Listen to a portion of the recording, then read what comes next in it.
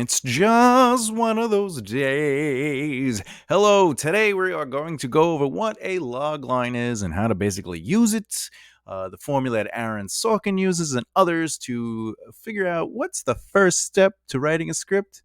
That logline. Let's go over that and talk about it.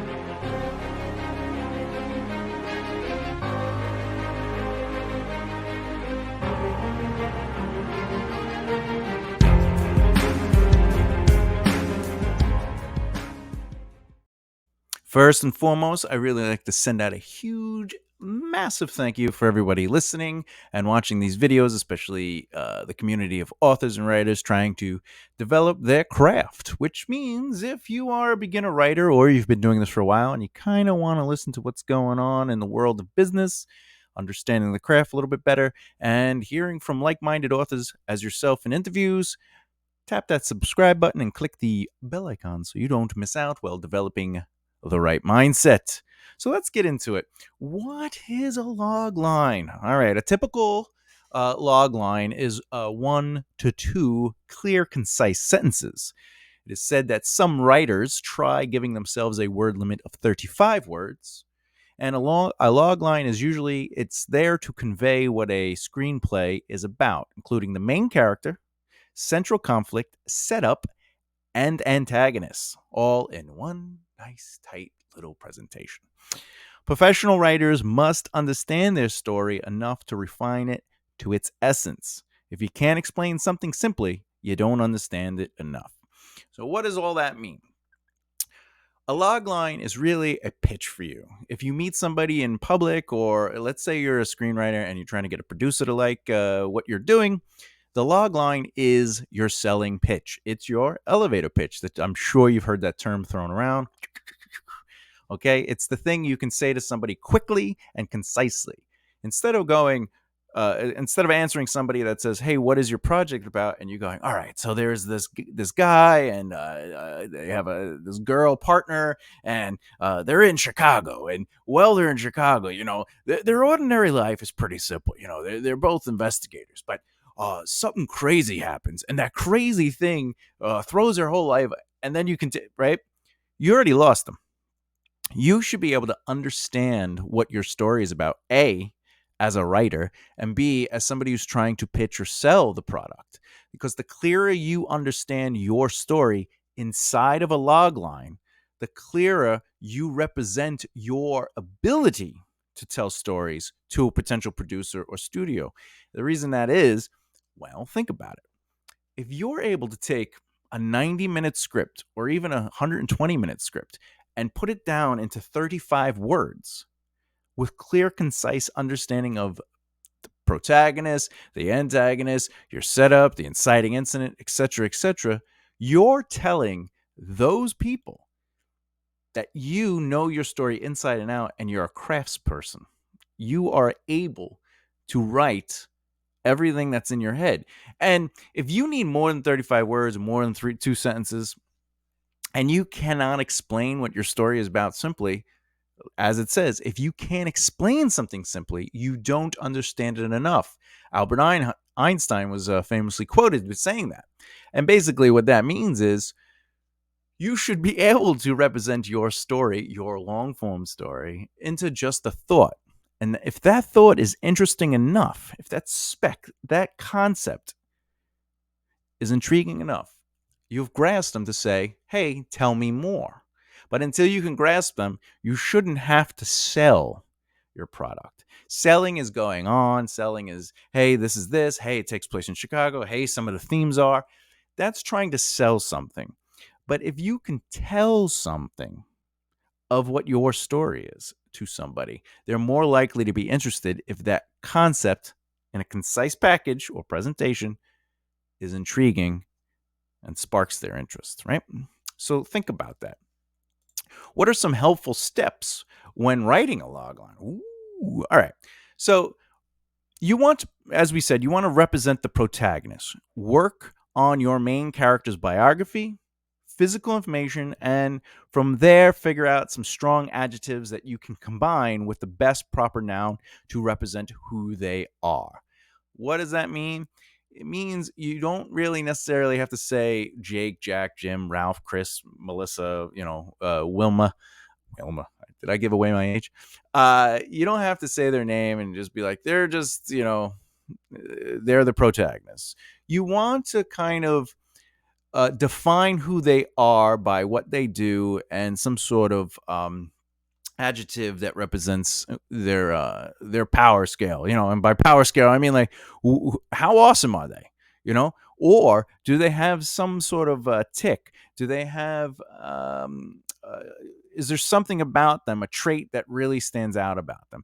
And three good examples, or three examples in general, I'm not the judge of if they're good or not, is a retiring school teacher, okay, charming sociopath, right, depressed psychologist. Okay, so retiring school teacher. All right, school teacher is the noun, retiring is the adjective. If you think about that, already it's a retiring school teacher. Now, we haven't added the rest of the log line, but a retiring school teacher, we see what's going on with that teacher. They are a teacher that is retiring. Where's that going to lead? Are they leading into a new life, right? Okay, one example of a retiring school teacher would be Breaking Bad. I mean, technically he was fired with a pension from teaching school because, he didn't really care about the job and he got himself fired by trying to, spoiler alert, I believe it was to make out with the principal. A charming sociopath, right? Ooh, charming sociopath. So those are two great words next to each other. Sociopath, it creates an imagery. It creates the stereotypes of what we feel a sociopath is. Now, a sociopath doesn't necessarily mean they are crazy. It means that they're, crazy. And they could be any level of that. So how do we define the level of crazy? Is by saying they are charming. Who is a charming sociopath? Ted Bundy. Ted Bundy was extremely charming to the point where the judge that tried him in his murder cases was like, I'm sorry to see that you got guilty, basically. You would have made a fine lawyer.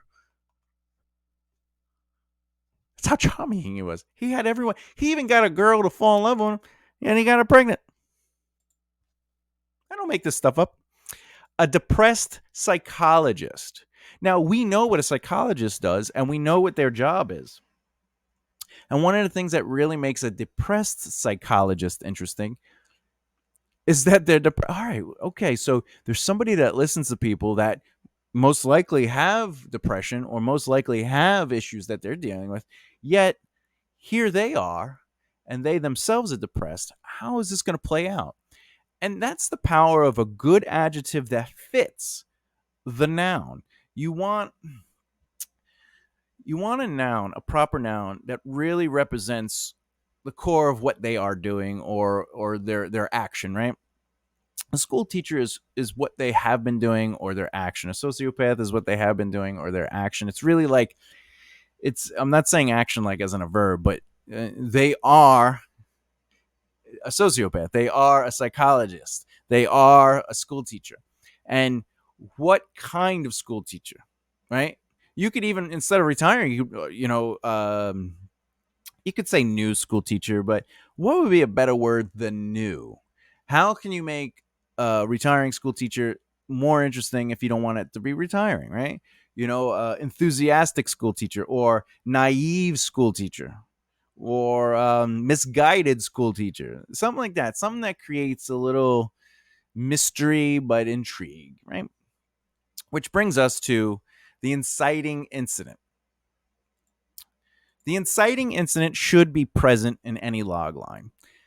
Sometimes the inciting incident is referred to as the call to action or the catalyst. What is the thing that disrupts the character's ordinary world? Think about it in simple terms. A lover shows up, someone dies, there's an explosion at the nonprofit. Summarize your inciting incident into a few words. The inciting incident is absolutely going to be the moment that says, You had your status quo of life. This was where you're from. This is your ordinary world. However, this thing happened. And because this thing happens, the story takes place and something in your life is about to change. Doesn't have to be extremely drastic. It doesn't have to be you're in a plane crash and you're trapped on an island with a whole bunch of people and it turns out you're one of the chosen ones. It doesn't have to be that crazy. It could just be as simple as Breaking Bad, where he's told he has lung cancer and that knocks him off into a whole different world. It could be something as simple as Ross on I think I've mentioned Friends a couple times on a few platforms about this, but on Friends, Ross is sitting at the coffee shop, and who walks in? Rachel, and Rachel's like, I ran away from my spoiler. I ran away from my marriage, and Ross is like, oh, and he says, I've always had a crush on her, and that creates. But not only is that Ross's inciting incident, that's also Monica's inciting incident because Rachel's like, I'm staying with Monica. And she's like, what? Right. So there's a whole movement to the inciting incident. It could be playful. It could be drastic. It could be dramatic, whatever. So here are some examples. When an ex-lover visits to honor a mutual friend's death. Okay. Or after an explosion at a nonprofit points to their involvement. After an explosion at a nonprofit points to their involvement. Those are both one is pretty tame, when an ex-lover visits to honor a mutual friend's death, versus an extreme, which is an explosion at a nonprofit points to their involvement. There's a few things going on in both those sentences. When an ex-lover, already we have some movement there. Plus, we are kind of maybe meeting the antagonist. We don't know yet, right? They visit to honor, which means that the ex-lover is going there with respect to, they have an interest in the mutual friend, and there's a friend's death. So this death brings together something. It brings maybe chaos, maybe love. We don't know. This could be a romance. If it's a romance, it brings ex-lover. We're rekindling something, right? So it could go anywhere you want. But right now, what if it was retiring school teacher, right? That's who the protagonist is. Life changes when an ex-lover visits to honor a mutual friend's death. So right now we're kind of brainstorming and working through a potential logline. Clearly, we need more elements in the logline, which we're going to go over. But just with that, maybe we want to go a little bit more thriller. A charming sociopath rekindles a romance when an ex-lover visits to honor a mutual friend's death, right? Now, of course, we could also be like, maybe the sociopath killed the friend, right? Because they knew the ex-lover would show up, and they were like, this is how I get back together with her, right? Now, there's a story, right? Okay, or you could be a depressed sociopath, a depressed psychologist, after an explosion at a nonprofit points to their involvement. A depressed psychologist has the patient has just been told by the patient who done it, right? So now there you go, right? And we're moving things around. So think of your inciting incident as something fun. Now, we might not even use what we wrote, okay? But right now, you're just brainstorming and trying to get ideas out. For example, when an ex-lover visits to honor a mutual friend's death. That might not end up being what you use, but it has what you need, all right? It's the literal inciting incident that creates the movement to your story. All right. The goals of your protagonist. All right. Some goals might be really, what is a goal, first of all? Motivation. It's what motivates your protagonist to take action or inaction. It might be like, well, I don't want to take action because I'm motivated not to go and find somebody who is a bomb expert. So I'm going to stay away from the explosion person who made the explosion, right? But think of the goals of your protagonist as take a moment to outline your character's motivations that drives their wants or needs into a few short words. This aligns the reader to be invested or have empathy, very important, empathy for the obstacles the character must face. Examples: get through the funeral without it falling apart, prove their innocence to a massive bombing, discover the cure for stupidity. Okay. All right. If we go with when an ex-lover visits to honor a mutual friend's death, what is the goal? What is the protagonist's goal? Um, a retiring school teacher needs to get through a funeral without falling apart when an ex-lover visits to honor a mutual friend's death. So that's us brainstorming again. And as I stated, we're not necessarily going to use that sentence, but it allows us to figure out what is important within those sentences, what's extremely important with that. And you can look at these examples as uh, uh, they're just motivate, and you can make motivation. So instead of discover the cure for stupidity, it could be to cause, right, to cause an outbreak in stupidity, right? They want to create the chaos through stupidity. It could be whatever you want. What is the central conflict?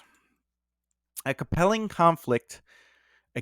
central conflict is what creates the drama.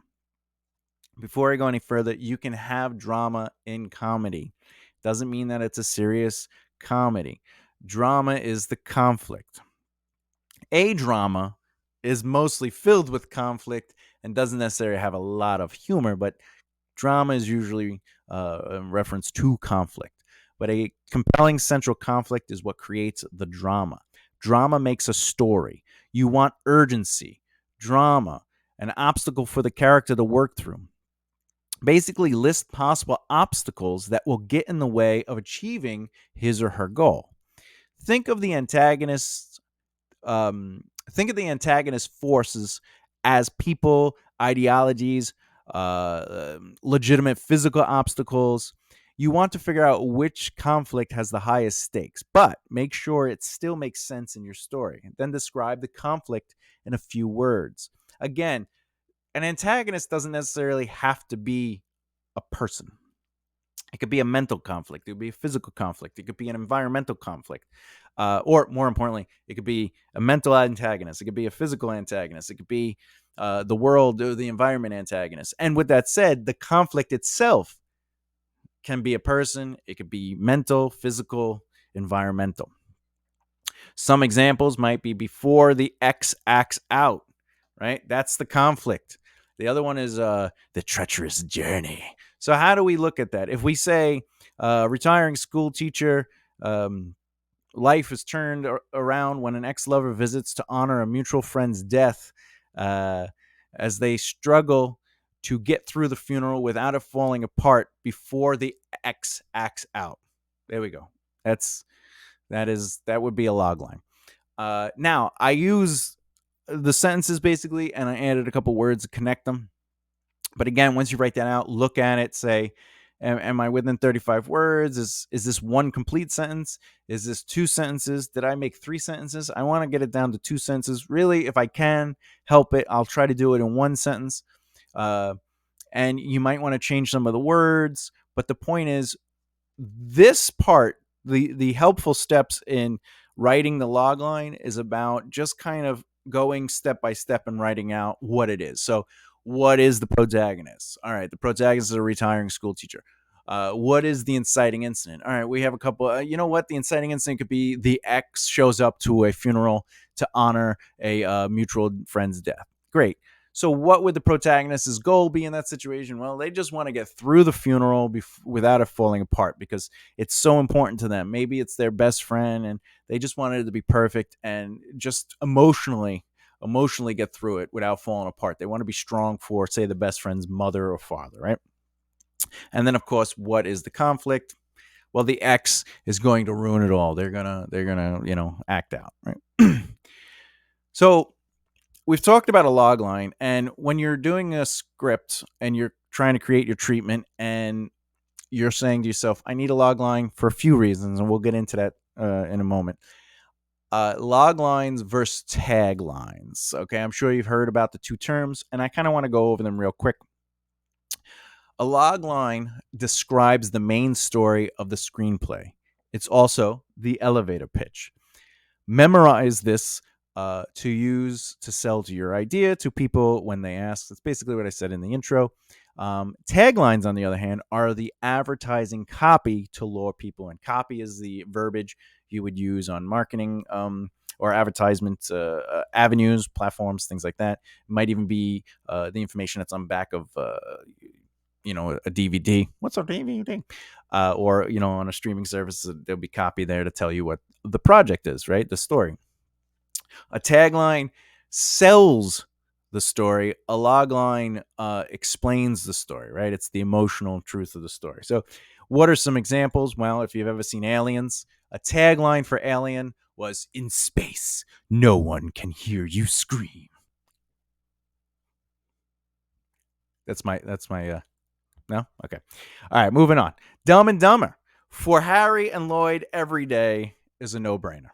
Okay? It doesn't necessarily tell you the plot. It does tell you the two protagonists, but it doesn't tell you the plot or really the major conflict. It doesn't tell you who the antagonist is. It's just a fun line that kind of colors in the ride you're in for. Okay. And then obviously, if you see the poster, you see them with the silly faces riding the moped, and it's for Harry and Lloyd. Every day is a no-brainer. We get it. And Alien is, I believe, it's just the egg. There's a black background. Maybe I think there's stars. I don't really recall, but there's definitely the egg opening up, and it says "In space, no one can hear you scream." And that's like, wait a minute. In space, the concept of space is scary. What is this thing on the cover? And no one can hear you scream. All right, this is definitely going to be a horror. This is going to be a ride. All right, maybe I'm in, maybe I'm not in, right? Before I go into my final thoughts on really the power of your log lines and things like that, I want to give some effective examples. And let's start with this one. So let's read it first. When an optimistic farm boy discovers that he has powers, he teams up with other rebel fighters to liberate the galaxy from the sinister forces of the Empire. Do you know what that is? I'll give you a second. All right. Star Wars: A New Hope. So when an optimistic farm boy, that's your protagonist, optimistic farm boy. He's optimistic. He's a farm boy. He's the positive protagonist. He discovers that he has powers. Inciting Incident. He teams up with other rebel fighters to liberate the galaxy. That's ultimately the conflict, right? From the sinister forces of the Empire. The Empire is the antagonist, not Darth Vader, not the Emperor, but the Empire. And there you go. Here's another one. Two star-crossed lovers fall in love on the maiden voyage of the Titanic and struggle to survive as the ship sinks into the Atlantic Ocean. Well, that's Titanic, right? Two star-crossed lovers, there's your protagonist, fall in love on a maiden voyage. Why do we keep saying voyage? That's your inciting incident. And struggle to survive. That's the conflict of the doom ship on the doom ship sinks, or as the doom ship sinks into the Atlantic Ocean. So really, the antagonist is the Atlantic Ocean, and ultimately the iceberg. Damn you, iceberg, you villainous foe. All right, I'm going to do two more. They're quick. A young man is transported to the past, where he must reunite his parents before he and his future cease to exist. Do you know what that is?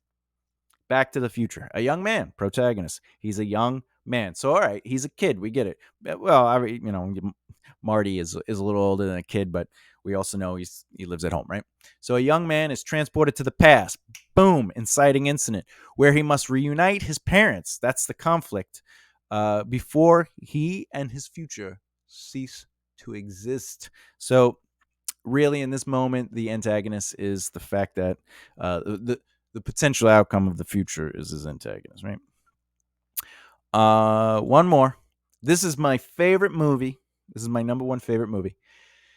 Two imprisoned men bond over a number of years, finding solace and eventual redemption through acts of common decency. Shawshank Redemption. So two imprisoned men, right? There's the adjective imprisoned men. So there's your two protagonists. They bond over a number of years, right? So there's really the inciting incident, finding solace and eventual redemption. That's really the conflict through acts of common decency.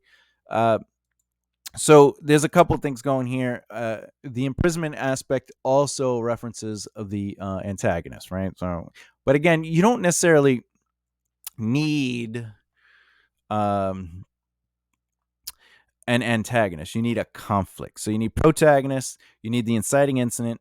You need the goals of the protagonist, and you need the central conflict. So again, the goals is to find solace and eventual redemption. And the conflict, though, is that it's over a number of years. So you have to think of it like that, right? Which brings me to my final thoughts.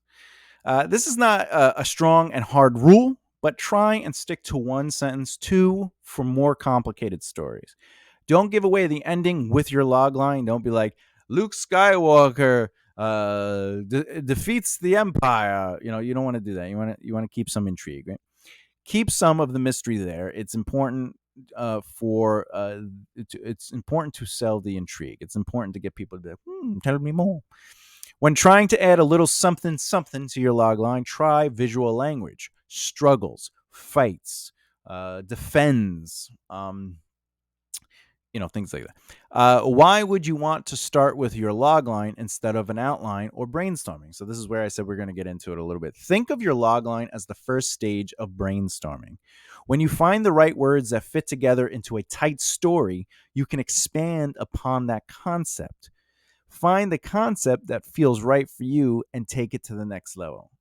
What I'm trying to say here is if you take a little bit of time to say, what kind of protagonist or protagonists I'm interested in having? What do I want somebody who's a struggling banker?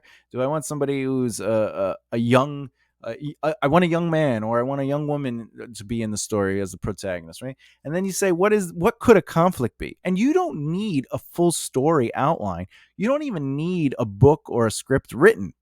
What you need to do is work on isolating those thoughts. I need a protagonist. I need an inciting incident. I need the conflict. I need the protagonist's goals, etc.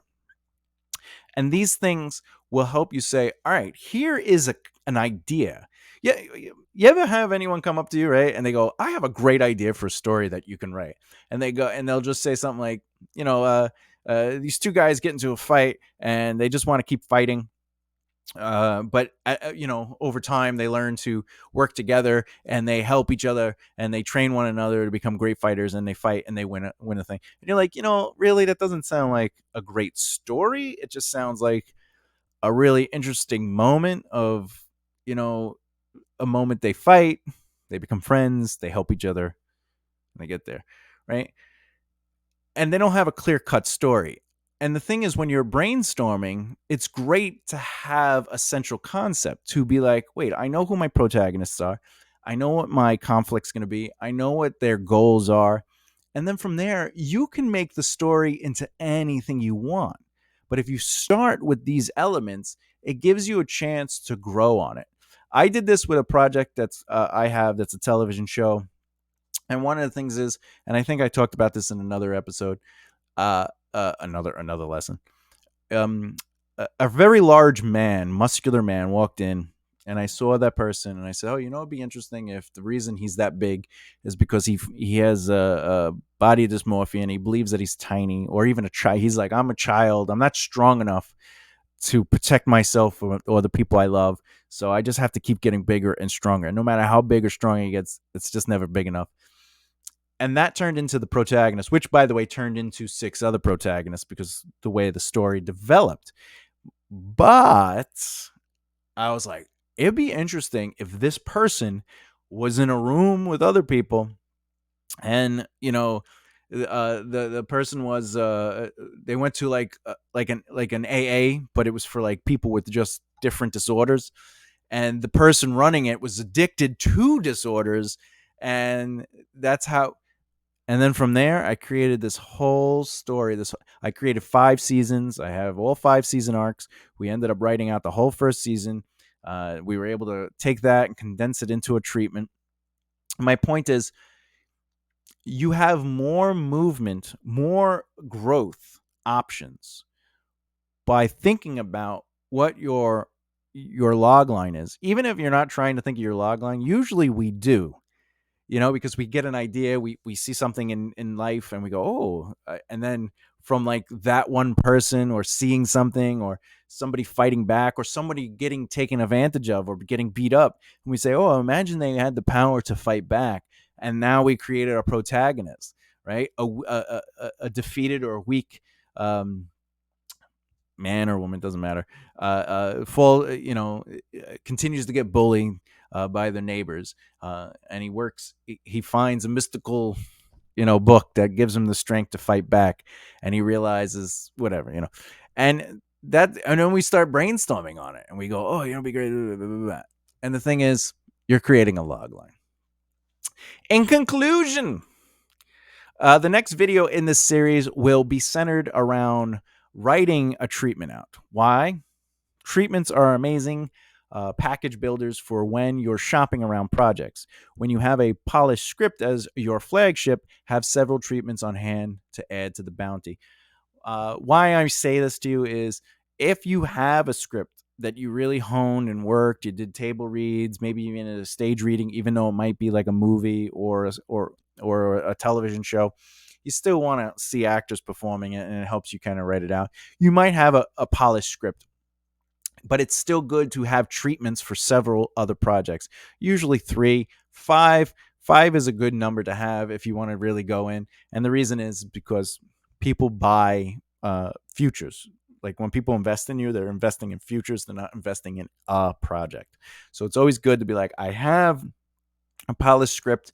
However, I also have these treatments that represent fully fleshed out stories. Again, you don't necessarily need the script, but you need that log line. You need a good treatment. With that said, what's a log line that really stood out to you? Let me and the community know in the comments below, right? And of course, if